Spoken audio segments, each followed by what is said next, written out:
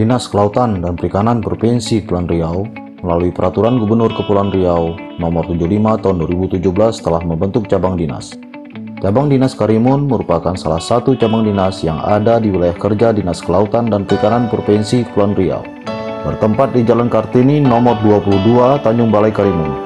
Cabang dinas melaksanakan tugas dan fungsi melayani masyarakat Karimun bidang kelautan dan perikanan. Struktur Cabang Dinas Kelautan dan Perikanan Karimun dipimpin oleh Kepala Cabang setingkat Eselon 3 dan dibantu oleh 3 Eselon 4A, yaitu Kepala Sub Bagian Tata Usaha, Kepala Sub Pengawasan dan Konservasi, Kepala Seksi Pelayanan Usaha. Cabang Dinas Karimun memberikan pelayanan penerbitan rekomendasi izin usaha dan tanda daftar usaha skala kecil nelayan dan pembudidaya ikan. Selain itu, Cabang Dinas Karimun juga menerima pengaduan masyarakat terkait masalah nelayan dan pembudidaya ikan. Assalamualaikum warahmatullahi wabarakatuh. Perkenalkan, nama saya Anwar, SSTP MH, Kepala Cabang Dinas Kelautan dan Perikanan Karimun, Provinsi Kepulauan Riau. Adapun fungsi cabang dinas atau latar belakang beradanya cabang dinas adalah satu, dengan lahirnya Undang-Undang 23 tahun 2014, maka di sana ada beberapa kewenangan daerah, baik itu kabupaten maupun provinsi, ditarik. Salah satu kewenangan yang ada di kabupaten adalah kewenangan pengawasan pengelolaan sumber daya perairan, yang tadinya kabupaten mengelola 0 sampai 4 mil, ditarik dan diserahkan kepada provinsi. Selain kewenangan pengawasan pengelolaan sumber daya laut, juga ada kewenangan-kewenangan lainnya seperti pelayanan perikanan yang tadinya dilayani oleh kabupaten juga ditarik dan diberikan kepada provinsi. Antara lain satu, ada penerbitan bukti pencatatan kapal perikanan yang dulu undang-undang pertama itu terus berubah menjadi tanda daftar kapal perikanan. Selain itu ada juga namanya tanda pencatatan usaha pembudidaya ikan kecil yang tadinya juga di kabupaten diterbitkan kabupaten, juga ditarik dan diberikan kepada provinsi. Selain itu juga tanda pencatatan TPUPI juga. TPPHP, surat izin pengumpul pengolah hasil perikanan yang tadinya juga diterbitkan oleh kabupaten, juga ditarik dan diberikan kepada provinsi. Nah, sehingga dengan lahirnya undang-undang tersebut, dengan dicabutnya kewenangan-kewenangan tersebut, maka pemerintah provinsi daerah atau pemerintah provinsi diwajibkan membentuk unit-unit cabang dinas. Dalam hal ini diatur dengan PP 18 tahun 2016 dan diatur juga dengan Permendagri nomor 12 tahun 2017. Di sana setiap daerah membentuk cabang dinas. Ada 4 kewenangan, ada 4 daerah, ada 4 kementerian ataupun lembaga yang bisa membentuk cabang dinas berdasarkan PP itu. Salah satunya adalah Dinas Kelautan dan Perikanan. Maka di Provinsi Kepulauan Riau dengan adanya PP dan peraturan Mendagri tersebut membentuklah cabang dinas pada tahun 2017 dengan peraturan gubernur, yaitu peraturan gubernur nomor 75 tahun 2017 tentang pembentukan cabang dinas. Nah, dalam Pergub tersebut, Pergub 75 tahun 2017 tersebut, pada pasal 5 ayat 3 juga diberikan, yaitu cabang dinas diberikan dengan terbentuknya cabang dinas, maka pemerintah daerah provinsi harus memberikan pendelegasian kewenangan, pelayanan perizinan dan pelayanan lainnya. Nah, maka dibuatlah peraturan gubernur tersebut. Semula peraturan gubernur 14 tahun 2018 dan telah diperbarui dengan peraturan gubernur 83 tahun 2019. Dalam peraturan gubernur tersebut, cabang dinas melakukan pelayanan-pelayanan yang tadinya dilayani oleh kabupaten. Salah satunya antara lain satu adalah penerbitan PDKP. Kalau di bidang perikanan tangkap, yaitu penerbitan tanda pencatatan kapal perikanan, tanda pencatatan bombang, tanda pencatatan kelong tangkap, tanda pencatatan kelong apung, rekomendasi BBM, dan juga logbook kapal perikanan. Nah, sementara di bidang budidaya adalah tanda pencatatan pembudidaya ikan kecil. Namun, pembudidaya ikan kecil ini seharusnya, ini saya soroti aja budidaya dulu, seharusnya budidaya juga membuat kriteria. Berdasar kriteria sebesar apa pembudidaya ikan kecil ini, supaya apa? Supaya ada batasannya yang diterbitkan oleh kabupaten ini, oleh cabang dinas ini. Nah, memang ada aturan undang-undang tentang perlindungan nelayan, tapi kan kita juga harus kreatif. Jangan semua pembudidaya ikan kecil ini, pembudidaya yang ada di Kepri ini dikategorikan pembudidaya kecil.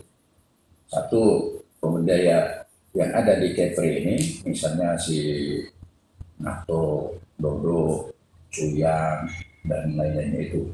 Apabila kita mengacu kepada undang-undang perlindungan nelayan yang luasannya itu nelayan kecil di bawah 2 hektar atau 2 hektar luasannya, ya, maka perusahaan-perusahaan besar tersebut kita kategorikan sebagai pembudidaya ikan kecil. Nah, padahal mereka itu pembudidaya yang sudah menggunakan modal yang besar. Nah, maka dari itu saran saya juga khususnya untuk bidang budidaya ini hendaknya membuat suatu kriteria pembudidaya ikan kecil. Kalau saya berpendapat pembudidaya ikan kecil itu maksimal memelihara ikan di KJT ataupun KJA itu 10 petak. 10 petak minimal 10 petak, itulah pembudidaya ikan kecil, atau maksimal 10 petak. Itulah pembudidaya ikan kecil. Sementara di atas daripada 10 petak itu ya sudah bisa kita kategorikan sebagai pembudidaya ikan menengah. Misalnya 10 sampai 20 atau 10 sampai 25 itu menengah. Di atas 25 kita sudah bisa kategorikan sebagai pembudidaya ikan besar.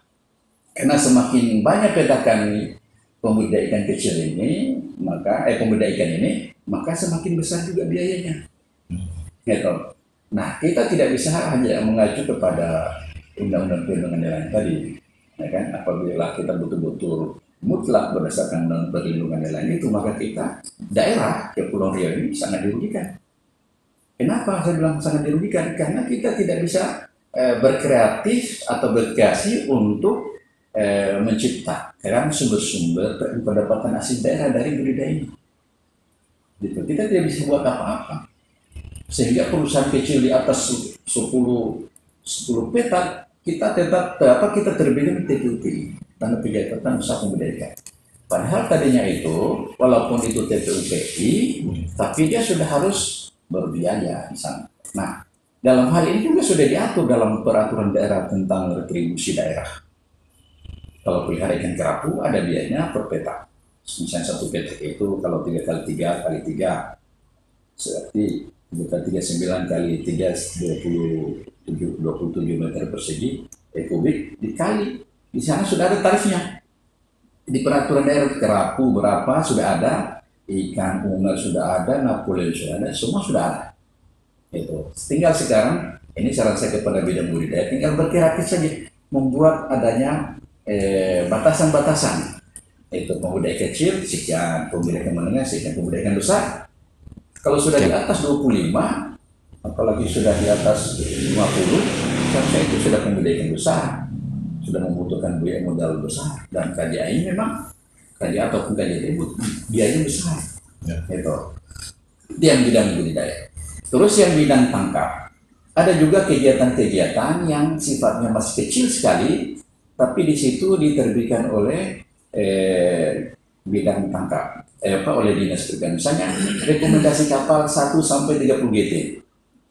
Nah, padahal sebelum lahir Undang-Undang 23, rekomendasi pengadaan kapal 1 sampai 10 GT itu diterbitkan oleh provinsi, kabupaten. Itu dengan undang-undang itu maka diterbitkan. Nah, ini juga harus dikembalikan. Misalnya penerbitan rekomendasi pengadaan kapal 1 sampai 10 GT itu diterbitkan oleh cabang dinas, 10 GT sampai 30 GT itu baru rekomendasi yang diterbitkan oleh provinsi. Jadi provinsi ini harus menangani yang berbiaya.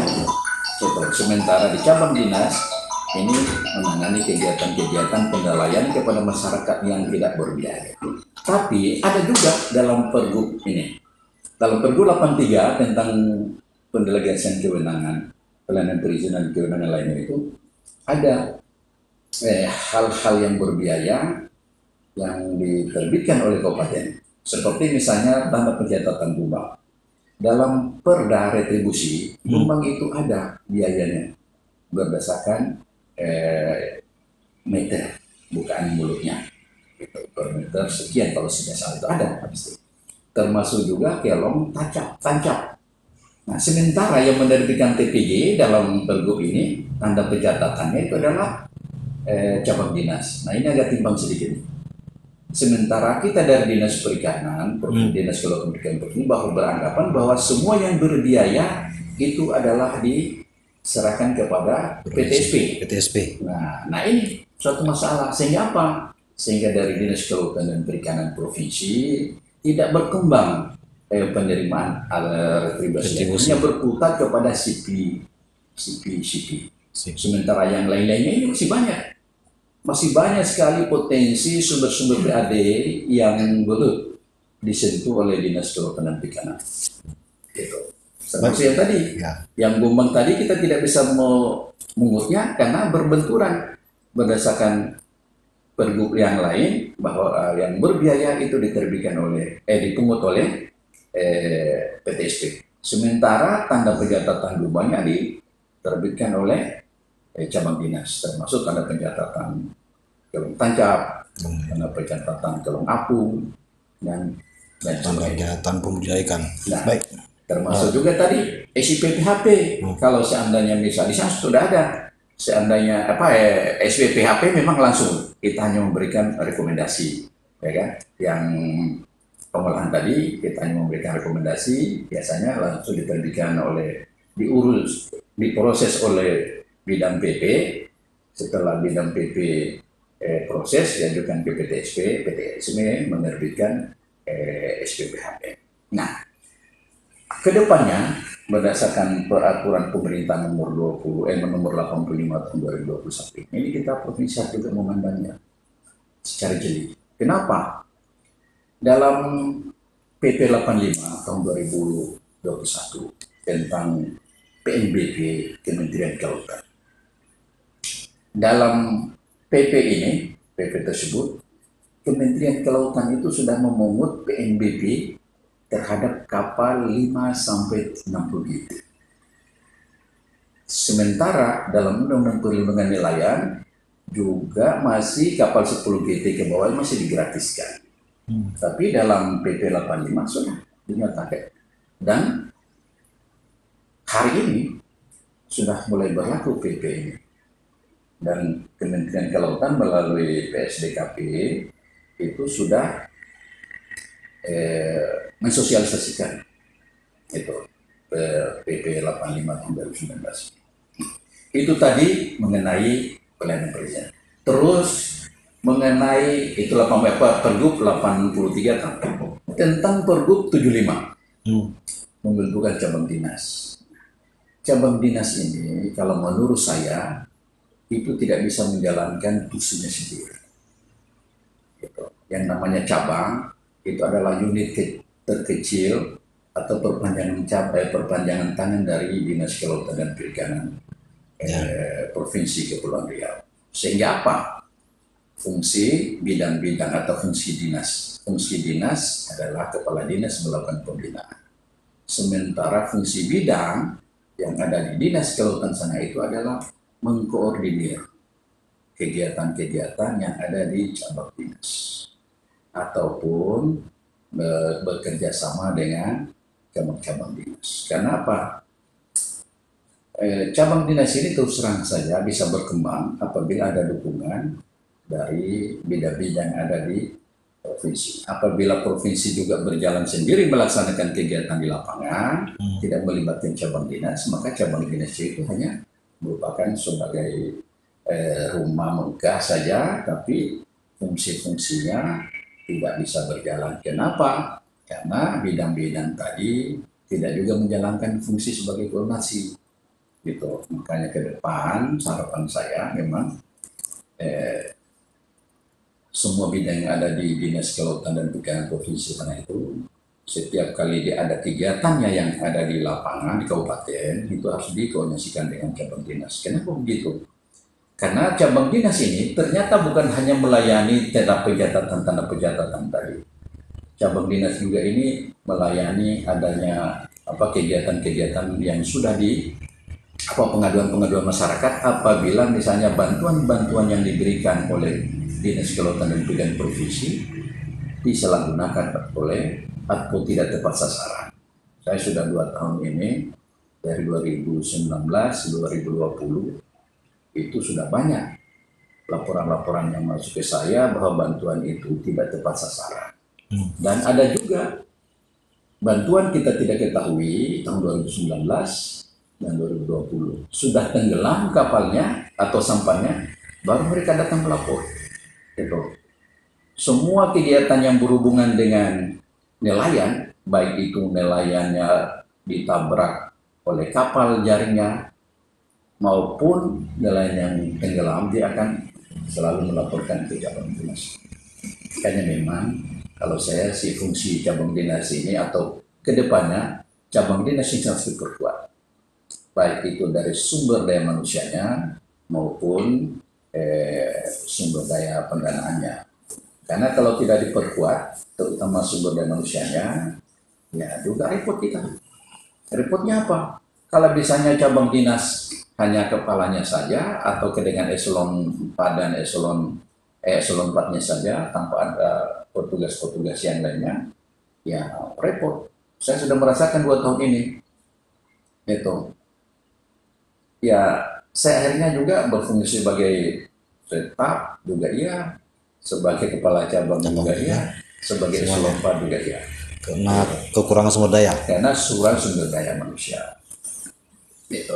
Dan saya juga mengharapkan sebenarnya yang dulu di cabang dinas ini adalah orang-orang yang mengerti tentang kegiatan perikanan. Itu. Kalaupun misalnya belum mengerti tentang kegiatan perikanan, kalaupun ya, tapi dia sudah harus, kalaupun dia bukan sarjana perikanan, tapi dia sudah harus lama di dinas perikanan, dinas perikanan, sehingga dia minimal sudah mengetahuinya. Tapi kalau orang yang baru datang, hanya kita sama saja kita mengajarin orang-orang lain kan, itu gak repot juga kita. Saya kira itu tentang 75 dan tentang kaitannya dengan Dinas Kelautan dan Perikanan Provinsi. Nah, kemudian Pak, kita juga ingin tahu sebenarnya kan peran kita membentuk cabang dinas ini kan untuk memangkas birokrasi bagaimana masyarakat ini terkait masalah izin ataupun terkait masalah pengaduan ini bisa cepat sampai. Ya. Selama ini kan rentang waktu atau rentang jarak antara provinsi ini kan jauh. Nah, kita ingin tahu sebenarnya apakah ada SOP yang mengatur batas waktu baik terkait masalah izin kita kan baru tanda daftar pencatatan kapal ikan, tanda daftar tentang kelong, kemudian tentang pembudidaya ikan. Nah, apakah ada SOP yang mengatur ketika masyarakat ini masuk mendaftar terkait masalah izin maupun terkait masalah pengaduan ini, ada rentang waktu atau batas waktu berapa bisa terselesaikan itu? Terima kasih, pertanyaan bagus sekali. Di cabang dinas ini sudah tersedia atau sudah tersusun SOP sebanyak 9 SOP. Mulai dari SOP pelayanan umum di tata usaha, SOP di pelayanan usaha, maupun SOP di pengawasan. Itu. Kenapa banyak sekali SOP? SOP ada 9. Yang 9 tadi itu adalah SOP tentang TDKP, sudah ada SOP. SOP tentang TPG, tanda pencatatan geombang.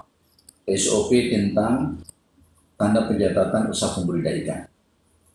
SOP tentang rekomendasi BBM, SOP tentang pengawasan, kegiatan pengawasan, Iya kan pengawasan. termasuk SOP kapal pengawas. Walaupun kita belum ada kapalnya, belum datang kapalnya mau akan datang tahun ini, mungkin sekitar Bulan Desember lah mungkin. bulan November ini, Saya kita dari- sudah siapkan SOP-nya. Ya. Supaya nanti setelah sudah datang kapalnya, maka setiap kali pengoperasian kenal kapal itu sudah berdasarkan SOP. Nah, dalam SOP itu sudah diatur seperti tanda pencatatan kapal, tanda pencatatan kapal perikanan. Tanda pencatatan kapal perikanan ini kebetulan adalah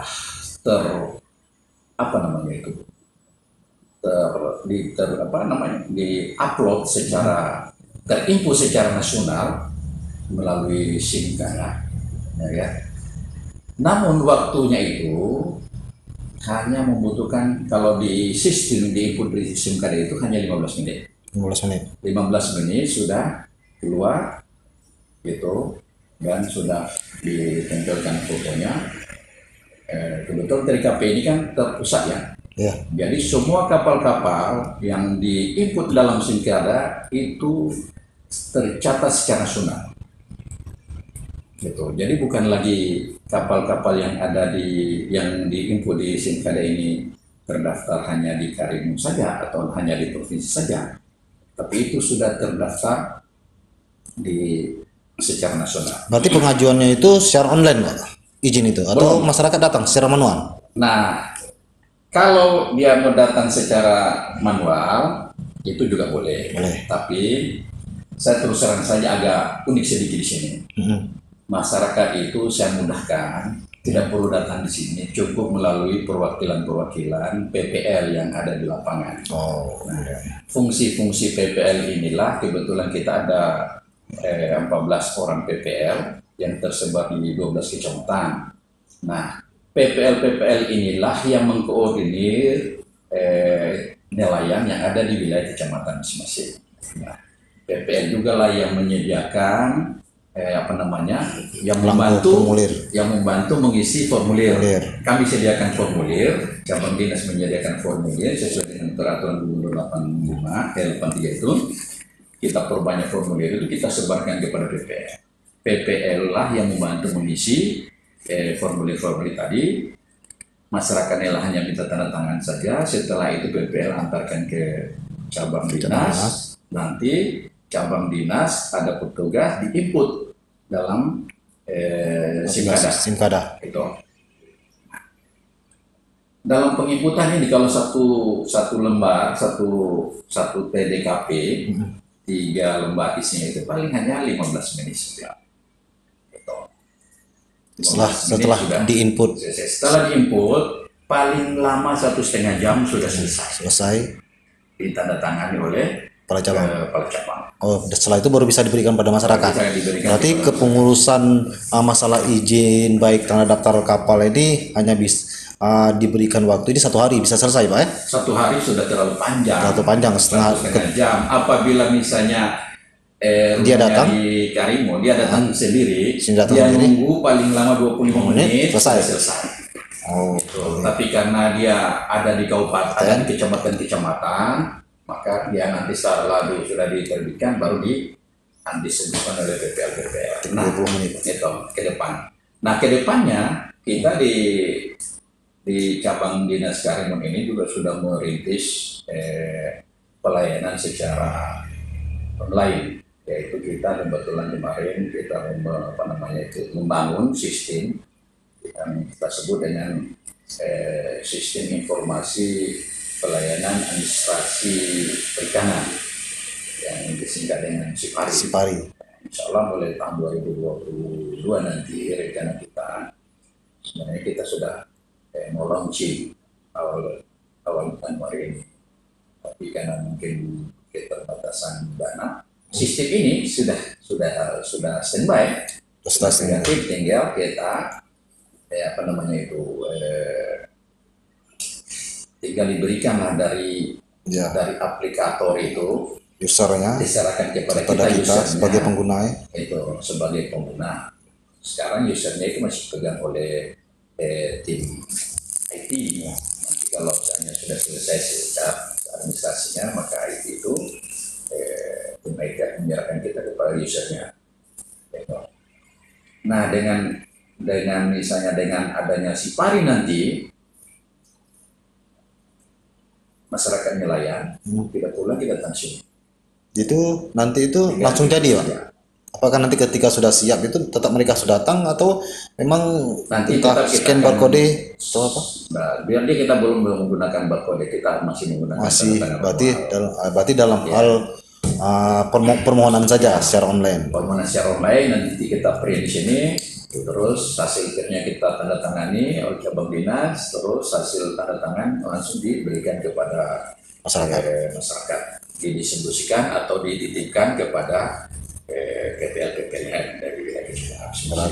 Berarti ini kita mulai pada tahun 2022 Pak ya. 2022 insya Allah. Bagaimana pelayanan ya, pelayanan ini berbasis online atau mengarah kepada digitalisasi.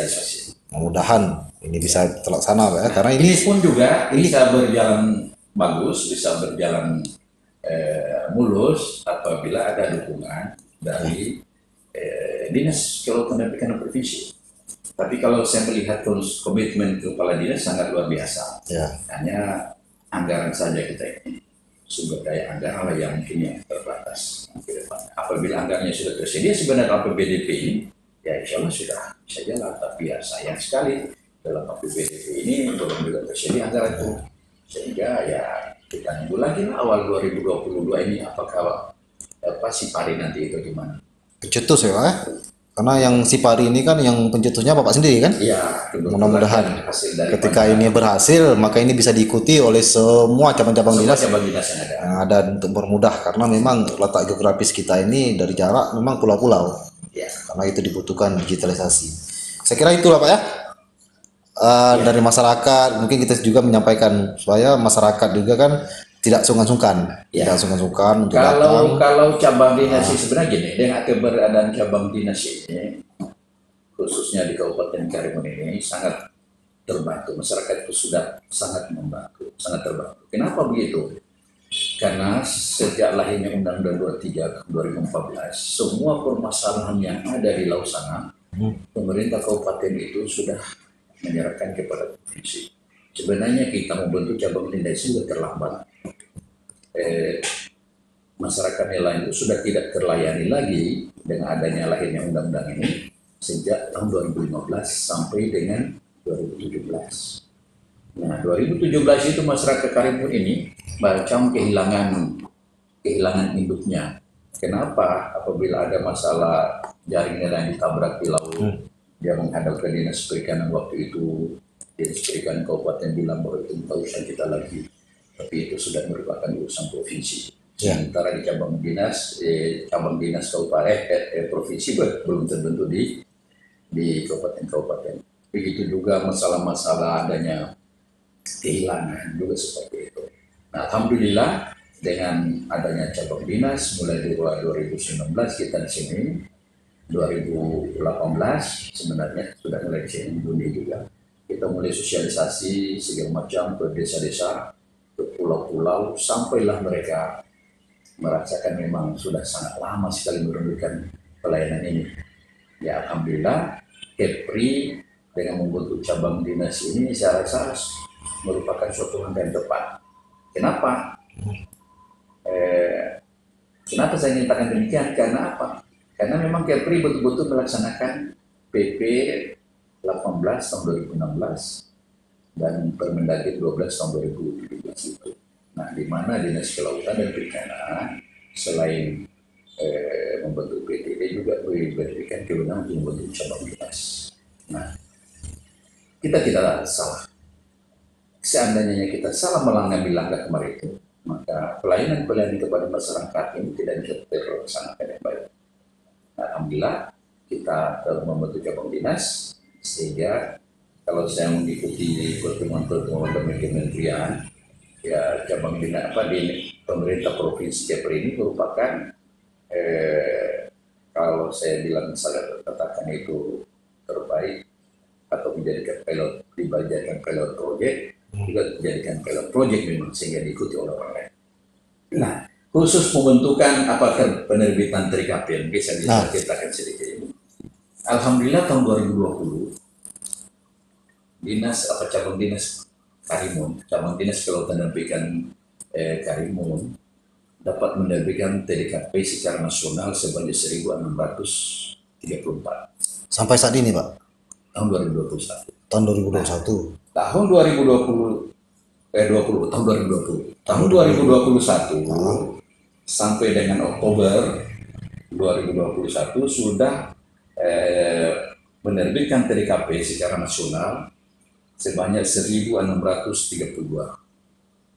unit. Jadi sebanyak 3.276 kapal yang ada di Kepulauan Riau ini, yang ada di Kabupaten Karimun ini sudah terdaftar secara nasional. Itu baru Kabupaten Karimun saja. Ya. Itu sudah 3.276.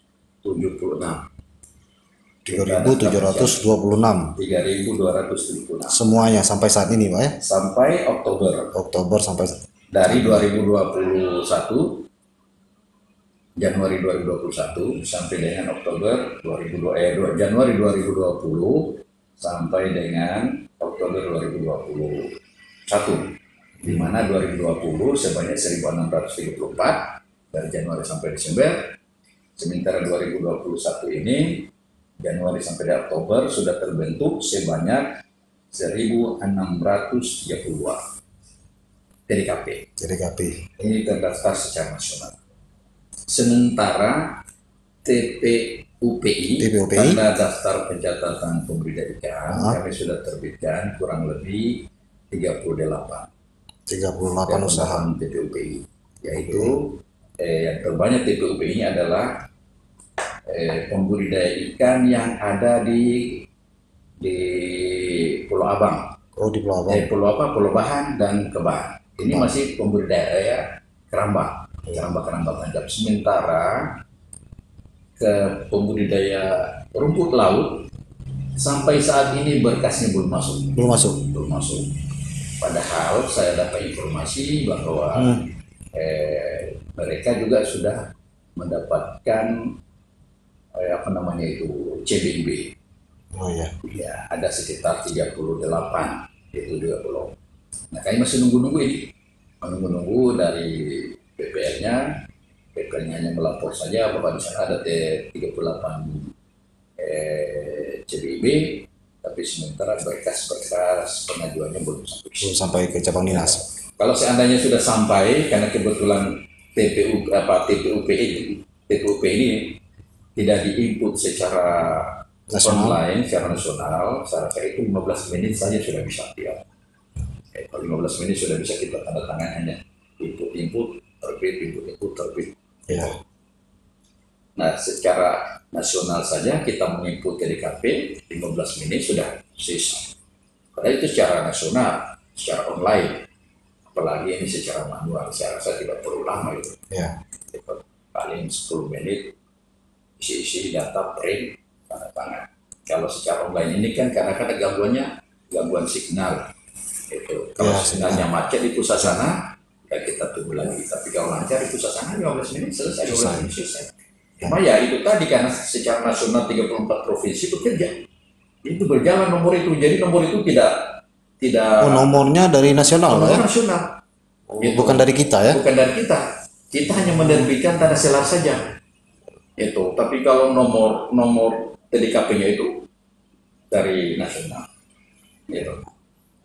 Baik, saya kira itu aja, Pak ya. Saya kira itu aja. Kemudian kita juga sampaikan kepada masyarakat lah bahwa jangan sungkan-sungkan untuk datang ke cabang dinas terkait masalah izin, baik izin kapal, kemudian masalah izin keramba tancap, kemudian juga masalah pembudidaya ikan, kemudian juga terakhir adalah masalah kedelayanan, Pak ya, masalah nelayan, masalah terutama masalah jaring ya, alat-alat tangkap perikanan, masalah dia ada penyelayan segala macam, karena urusannya sangat simpel, hanya sekitar 20 menit mereka datang dan mereka bisa sudah membawa pulang berkas surat izin tersebut, Pak ya. Saya kira itu ya, Pak. Terima kasih Pak Anwar yang telah bersama kita. Bila itu, Assalamualaikum warahmatullahi wabarakatuh. Waalaikumsalam.